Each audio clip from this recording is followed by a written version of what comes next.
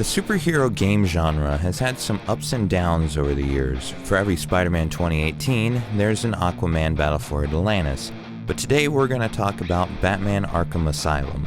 The Arkham series came out in North America on August 25th, 2009, developed by Rocksteady Games, who were hot off the release Urban Chaos Riot Response, the absolute classic that everyone has played at least once. The game was originally going to have a rhythm-based combat at first, like BPM, and though the combat still works best when you play with rhythm, it's no longer mandatory.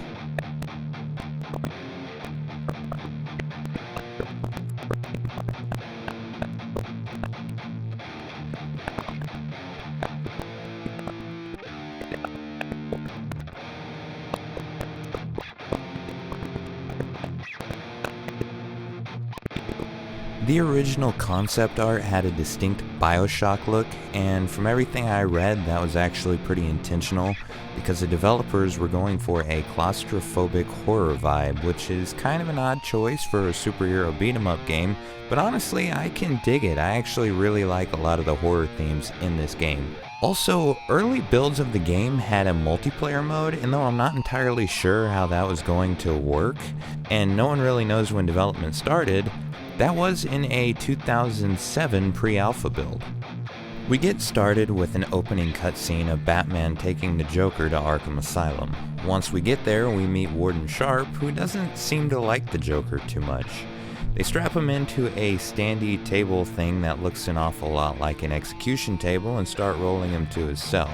Batman decides to follow him due to catching the Joker being, quote, too easy, and we get to watch the Joker move around like a bad animatronic that never stops talking. They're all good, aren't they?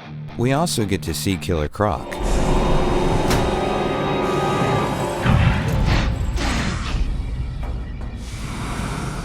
What's it doing? I've got your scent, Batman. I will hunt you down. A toy collar won't stop me from killing you, Batman. I'll rip you apart, eat your bones. What a well-mannered guy.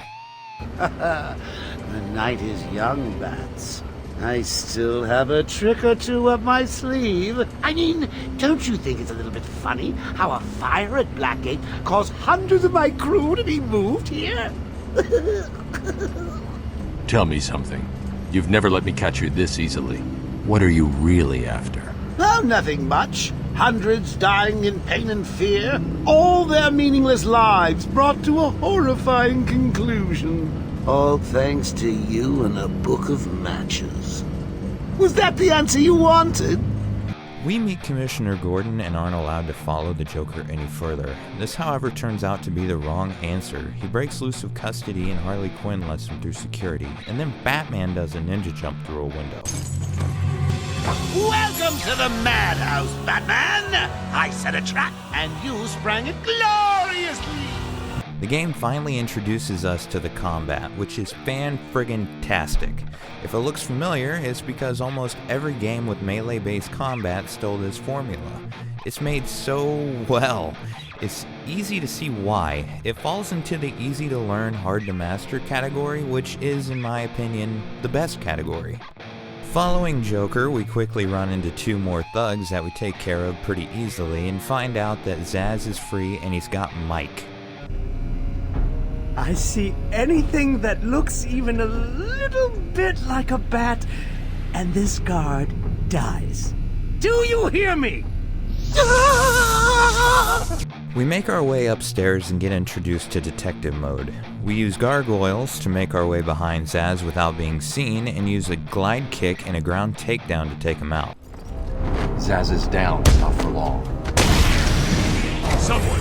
We get introduced to Harley Quinn, who was designed by a 14-year-old, and is it just me or does her voice acting sound off, like it was a first take and clipped together poorly or something?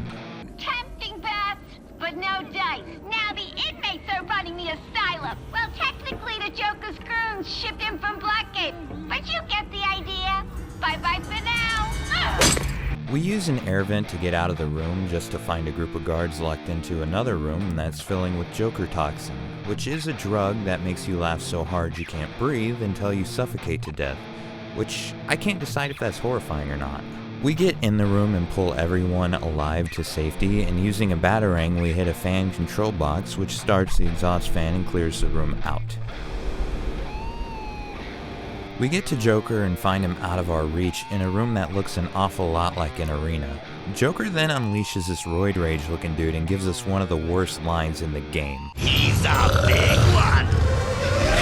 This is the first boss fight of the game. The best way to fight this guy is to do nothing. You can fight him if you want, but it doesn't do anything. He just dies when the time runs up and Joker gets away. Having a little trouble up there? Joker. You were expecting maybe Two-Face? Oh, I forgot to say. Just in case you were planning on following me, I've arranged a little insurance. Gordon is on his way to Harley as we speak. Officer Bowles. We make our way to the holding cells, which have a sign with arrows to lead us there. Nice touch. We then find a flask that Bowles dropped, and after analyzing it, we track the trace alcohol that is in the air that matches what was in the flask. Following the trail, we find this phone and hear a call that's being made.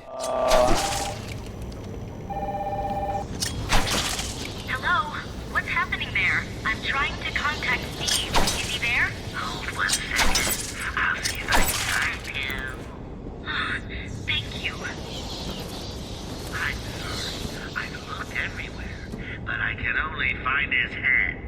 I'll get back to you when I find the rest of them.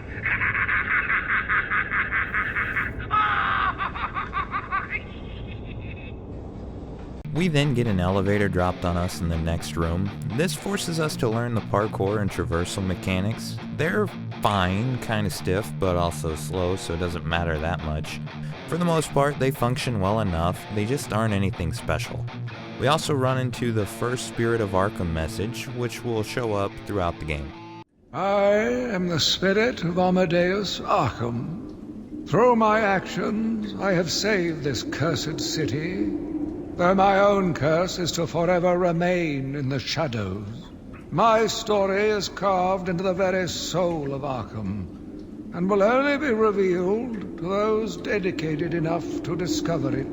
We continue to make our way up and run into 5 thugs to fight. We get to the next area and find guards being shot down, which prompts us to learn how to not be seen when taking out a group of thugs. After taking out the last thug, we see Joker. Are your pointy ears burning? I suppose I'd better warn my boys you're on the way. Hey, maybe I won't. It'll be a nice surprise. We use another airway to get to a stealth arena and get to learn how the thugs operate in larger areas and groups. We find Bowles dead and get introduced to the Riddler's role in this game. Hear me, Batman? I know you can. Yes, it is I, Edward Nigma, the Riddler. And more importantly, your intellectual superior. My genius has allowed me to easily hack into your primitive communications. My goal is simple. You complete a series of amusingly taxing challenges and, well, you'll see. Ready for your first one? Good. But be careful.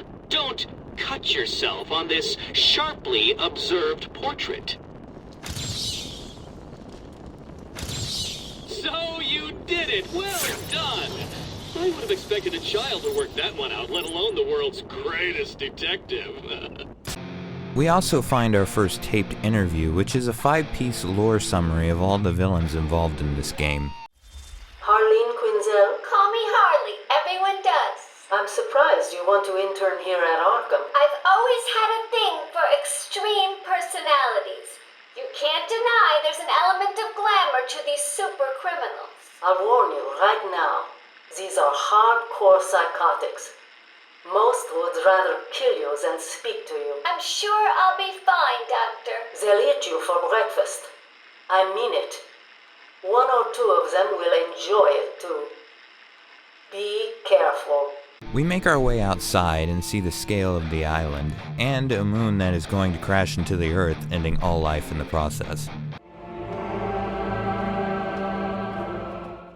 We get to the ground and find the Batmobile is under attack by Joker's goons, so we lay down some justice for our car and grab our first gadget, explosive gel. We then find a trail of tobacco that Gordon left behind him and Harley and follow it to the medical building. We find Harley and Gordon, but it's no good. They're behind an electrical barrier that we can't pass. Me time. Where's Gordon? Wouldn't you like I'm to over know? here. Shut up! And find another way we shall. We get onto the roof and find a structurally weak wall that we use our explosive gel on to make our own door into the facility. Once we're inside, we go through another vent that takes us to another stealth arena where doctors are being held hostage. I had an attempt to knock out one of the thugs go wrong here and quickly learn just how bulletproof my armor is. Don't let him escape!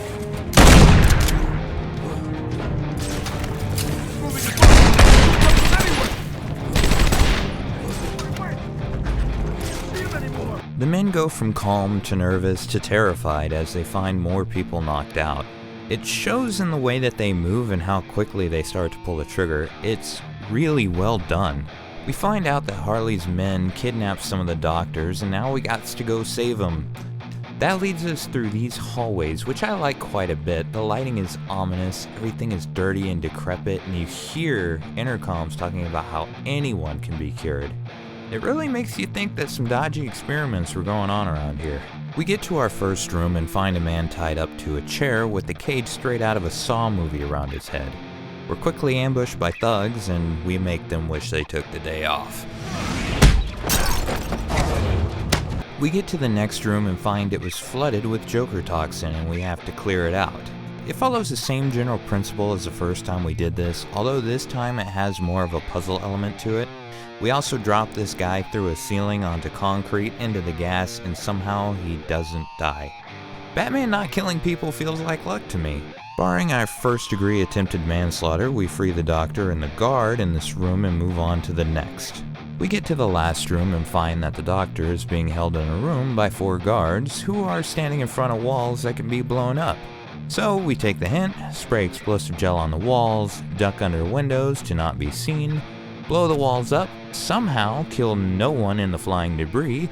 We don't learn much from her other than Warden wanted the Joker to be cured to help with his run for mayor. Good luck, buddy. We get back to tracking Harley and Gordon when we meet a new enemy type, a guy with knives. They're weaker than the common thug, but they block everything you throw at them, so you have to use a stun on them first. They're most threatening when they're added to a group of thugs.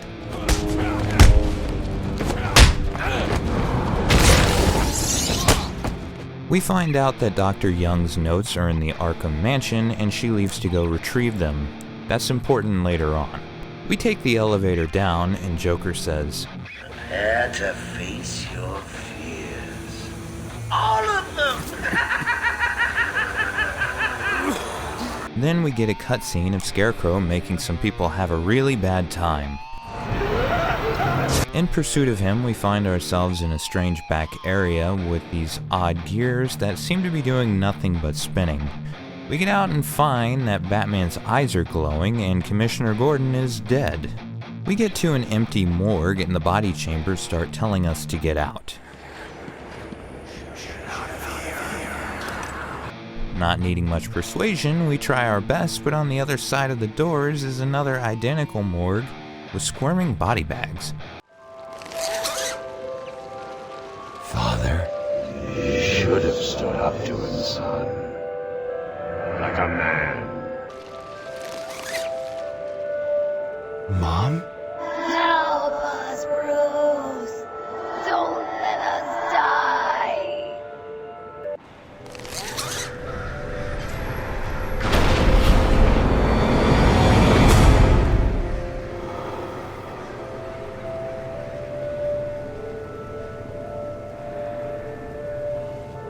Turning around to leave, the walls are gone, replaced with a 2D platformer level.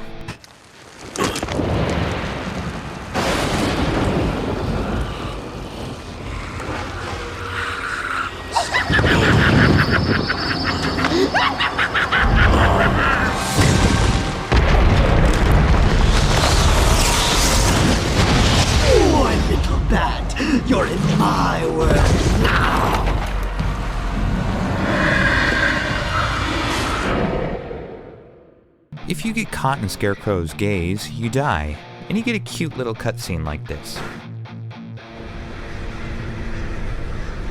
And at the end of fear, oblivion. These levels are recurring throughout the game, and for me, they're a lot of trial and error as you learn what the game wants you to do to survive. Once you get to the end, you shine a light on Scarecrow to end the level. Maybe it's using the light of hope to beat your fears. Maybe it's leaving your brights on because the guy driving in front of you made you mad. Who's to say? We get back to our path to find that Gordon isn't dead. Thankfully, it was just someone we don't care about.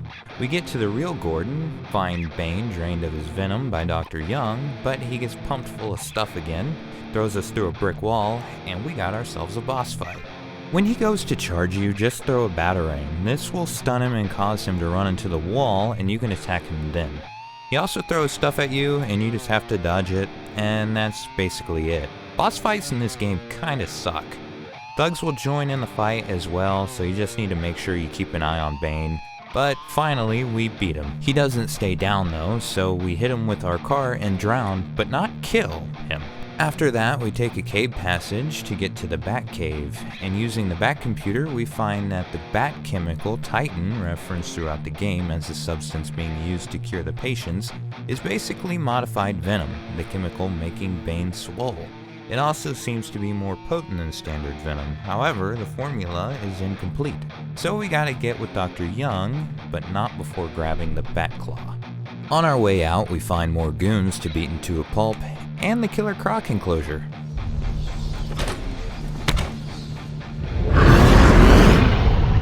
I will find you, rip your flesh like paper. Swell guy. In the next room, we find a platforming puzzle. These come up in the game as a way to do some lore dumping on the player while giving the player something to scream at as Batman inevitably jumps off a cliff since this game has auto jumping. The lore in this one is that Dr. Young is getting funding from the Joker, who is using the alias Jack White to make the Titan serum. She had a change of heart, stopped taking his money, and that's why he was so easy to capture this time. He wanted to get the formula personally. We get back outside and find that Joker has put out snipers, escalating the outside moments because in these streets, if you get caught, you get shot. We get to the Arkham mansion to find Dr. Young, and again, the main entrance is blocked, so we gotta find another way in. Oy.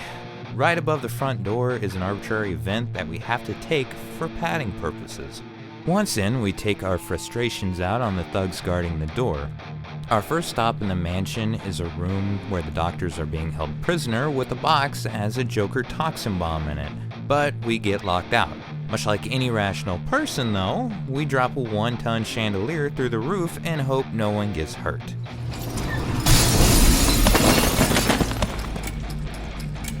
We then find out that the bomb was just a joke, bro, and Dr. Young was kidnapped, so she isn't here. This then takes us to the West Wing corridor where we start to see thugs wearing alert collars that tells Joker when his men are knocked out. This causes the stealth sections to get a bit more difficult due to the fact that everyone is now jumpier. We get to Dr. Young's office to get the formula before Joker does, and after scanning her fingerprints on a safe, we track her back to the room that the guards were in at the beginning of the level. We find a book with her prints and destroy the Krabby Patty secret formula so Plankton, Joker can't use it. Too bad Joker has Dr. Young. We leave the room to find an endless hallway that slowly turns into the murder of the Waynes.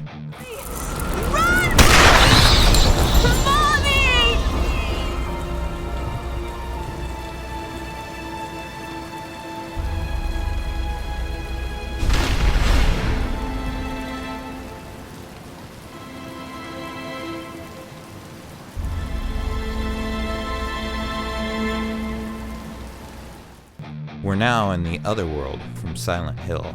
We watch ourselves become Scarecrow in this one, probably a sign of insecurity as Batman uses fear tactics and probably deep down thinks of himself as just as bad as Scarecrow.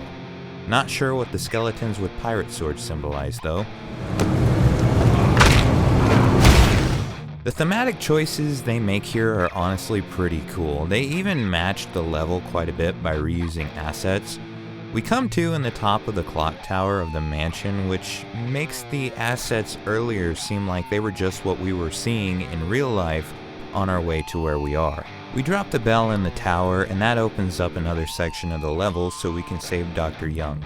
Batman, listen to me carefully. Help me! We do a very poor job of saving Dr. Young. We now have to go to the Botanical Gardens to destroy the Titan production facility. In order to do that, however, we gotta get a security key from the warden because the garden is locked. This takes us to the cell blocks. Of course, we're greeted by thugs upon our arrival, and we leave them wishing they took the day off. This level is where we meet Poison Ivy, and to the, I presume, 14-year-old who made her model, were you able to look your mother in the eye after making this design? Why is her Asylum uniform like this? Why does she rest in the most back pain-inducing pose? My poor babies.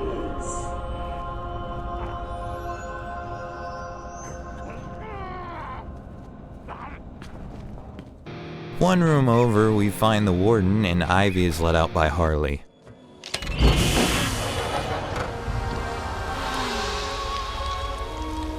That feels so much better.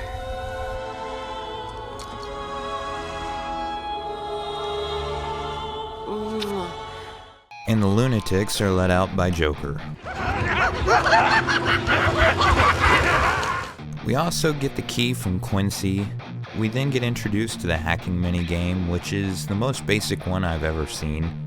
You just move your analog sticks until you get them into the right position, and then you win. Back in the room that Ivy was being held in, we run into our first lunatic.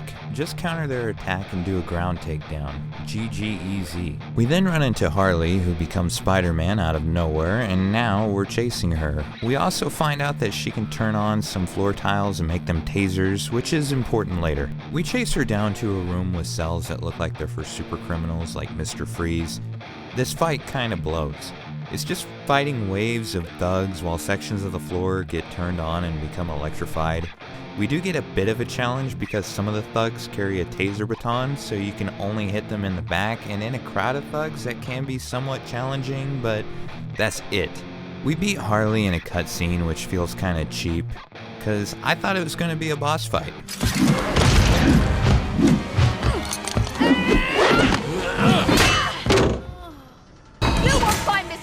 He's in the secret lab in the gardens and... oh crap! Yep, I know. Well, now we gotta go to the gardens. So we do, and the first thing we do when we get there is knock two thugs into an electric barrier, leaving them convulsing on the ground without killing them.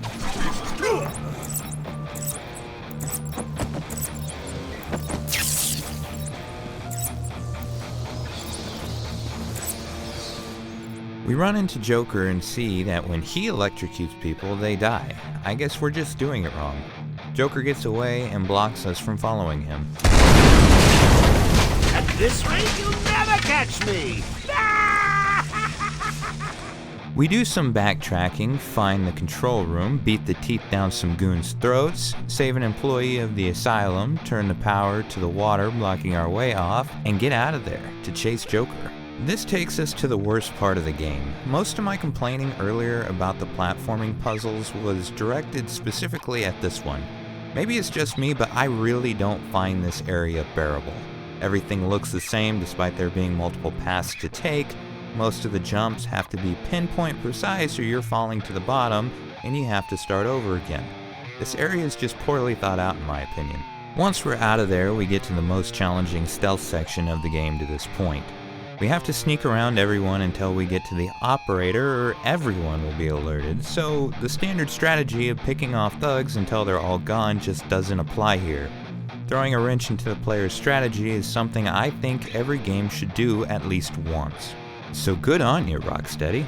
Now that we've gotten that taken care of, we get back to following Prince and find another gas bomb. We take care of that, which opens the door to a boss fight.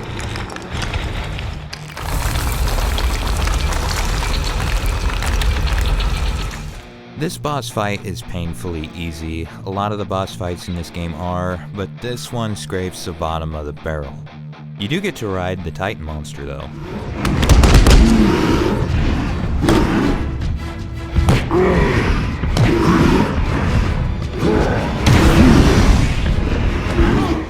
Once we finish them off, we get a new gadget, the line launcher. This allows us to traverse bottomless pits. This also allows us to move on to the end of the level where we find Ivy talking to a plant and get her to tell us where to find a plant that'll make the antidote to Titan. I guess homeopathic is the way to go whenever people are being mutated into monsters. We get outside to see that Ivy is rapidly growing killer plants and trees on the island. Not very cool. We get to intensive treatment, and there isn't a whole lot that happens in this level that's worth noting, so I'll keep this short. The first notable thing is that the gargoyles are now armed to blow. It makes it so that if we go up onto a gargoyle, it blows up, but it doesn't kill us. Inefficient. This is a good choice on the dev side of things. It forces us to stop being reliant on the safety of gargoyles and use the ground stealth mechanics.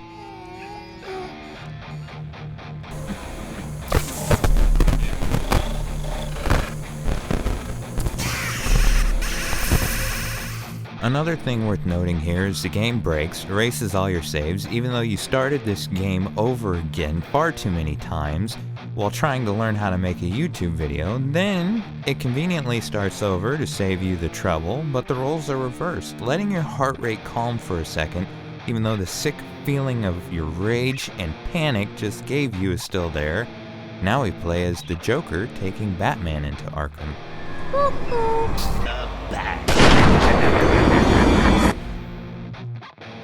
We're brought into the tutorial area, but instead of thugs, it's populated with capeless Batmans. Batmans? Batman? I don't know. This is somehow the most and least interesting Scarecrow level in the game to me. The intro and the fact that the Joker is narrating the process of trying to cure Batman are both really cool elements. Recent successes with Bruce Wayne, a classic case of split personality if I ever saw one, have cemented our reputation as a pioneering slaughterhouse. The level itself just doesn't do much for me. We finish off the level and that just looks painful. We get another Scarecrow level, and this one's just beating up skeletons. Once the skeletons are thrashed, we get more drugs, and it just does nothing this time. I guess we're immune now. We chase him down, and he definitely gets eaten by Killer Croc. I don't care what the sequel says. This effectively takes us into what might just be the worst part of the game, if the aforementioned area wasn't already the worst. The objective is to get to the plant that'll give us the antidote to venom, so we have to walk on the floating wood as slow as we possibly can, or we get insta-killed by Killer Croc.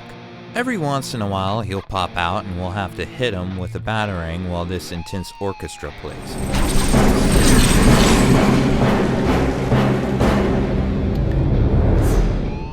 Allow me to ask, does this look or sound like a good time to you?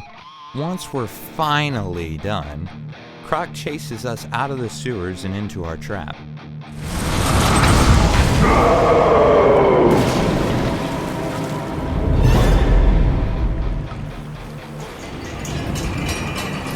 I will find you! We get back to the Batcave and make our anti-vax cure, but then Ivy's plants trash our cave, but not before we get the Ultra Bat Claw. We use it to tear down shoddy walls that we can't hit with explosive gel.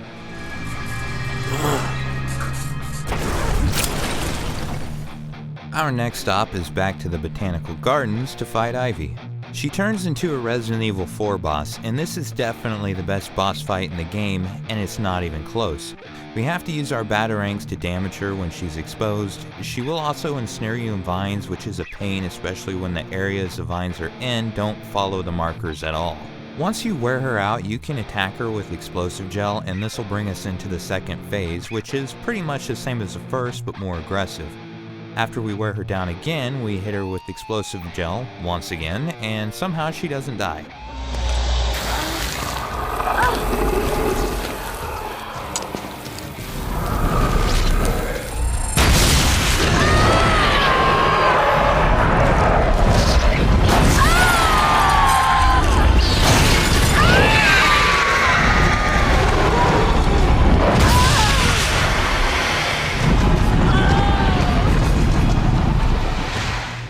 After that, we get outside and see fireworks and find that the Joker wants us to meet him in the cell block.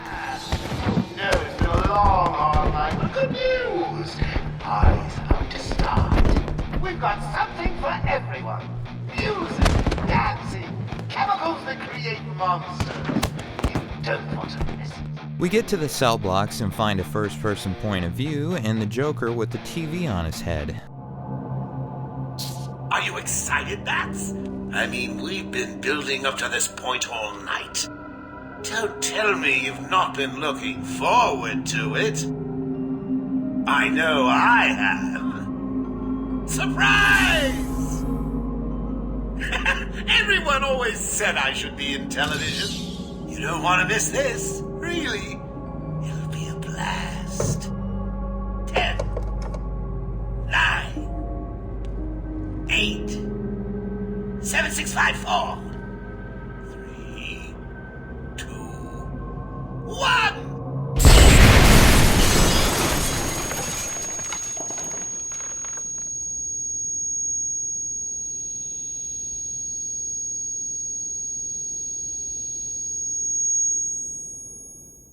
Talk about showmanship. As you can probably guess, this boss fight starts with fighting those two and a whole herd of thugs that will keep coming at you until you take out the Roid Ragers. The most effective strategy that I found is to run in circles and let them do most of the heavy lifting until you're ready to give a good old-fashioned physics-defying beating. We now get a doped-up Joker who turns into Abomination from the Hulk 2008, and he's pretty easy. What, do you think this was a memorable boss fight? What do you think this is, a different game? Showtime, Batman! He drops thugs in to fight and exploding teeth to avoid. After you take care of the thugs, he turns his back and we grab him and pull him down. He gets stuck in the floor and we take the opportunity to beat some manners into him, and after we do that 2 more times, the game ends. Just like that.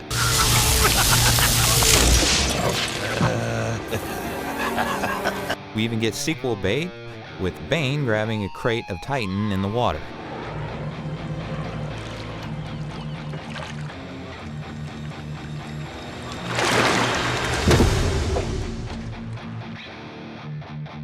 In all, the game is really good. There's a reason why every superhero game today ripped it off in some way, shape, or form. It made the counter combat that we know and love today, and even in 2026, it's still great. The game isn't perfect, far from it. The voice acting is often odd, and even though they got actors like Mark Hamill, some of it just feels like it was a first take. The writing has some cheesy moments, not to mention a lot of the character movements and cutscenes feels weird. I can't find anything that says the game dealt with rushed development, but it can be uncanny at times. Look who's finally turned up, the Dark Knight himself. How's it hanging, Babs? The boss fights are honestly among the least interesting that I think I've ever played. They aren't necessarily bad or anything, but they don't vary all that much, and they aren't very challenging. The female villains looking like they were made by a 15-year-old isn't my cup of tea either. You're dead and buried, darling. Also, spoilers for a 17-year-old game, I was really disappointed with the reward for completing all the Riddler challenges and finding all the Chronicles of Arkham. No cutscene, no extra content at all really, just 3 audio clips. After spending quite a bit of time backtracking and searching for this stuff, I just wanted more. I'm losing patience. You're cheating. You must be. What? You did it? You must have cheated. There is no way you could have beaten me. Well, you asked for it, Batman. My final challenge for the whole of Gotham is just seconds away. What? Sirens. The police. You cheated, Batman. You couldn't have outsmarted me. Police, open up! No. I said open the door, now! No! Down on the ground! Down on the ground! No! Tell me, how did you work out where I was? Do you hear me? I, Edward Nigma,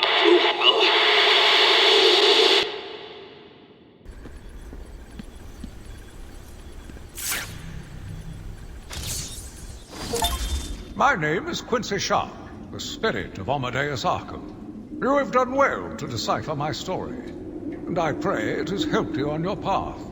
I trust that through my writings you will do what is right. Please, I implore you, continue my work. This city deserves a savior. Continue my work.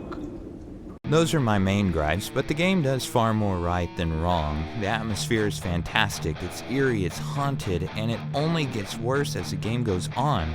Seeing the main map and inside of all the buildings change as the night progresses is an attention to detail that should not be ignored. A bit of attention to detail that certainly hasn't been ignored is the way that Batman's model changes as the game goes on. His suit and cape get ripped and even grows a 5 o'clock shadow by the end of the game.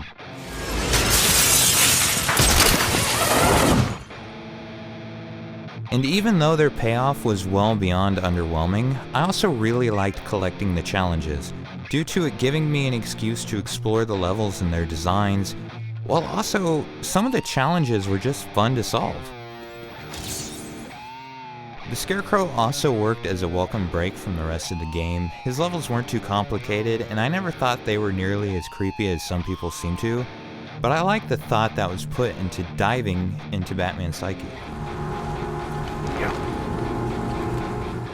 Overall, the game is fantastic, and I probably will beat it again one day. It is my favorite of the series, and if you like the character and you like stealth that requires thought to your approach, or you like games with free-flowing combat, it's worth checking out. If you're looking for a deep story and engaging characters, maybe not so much.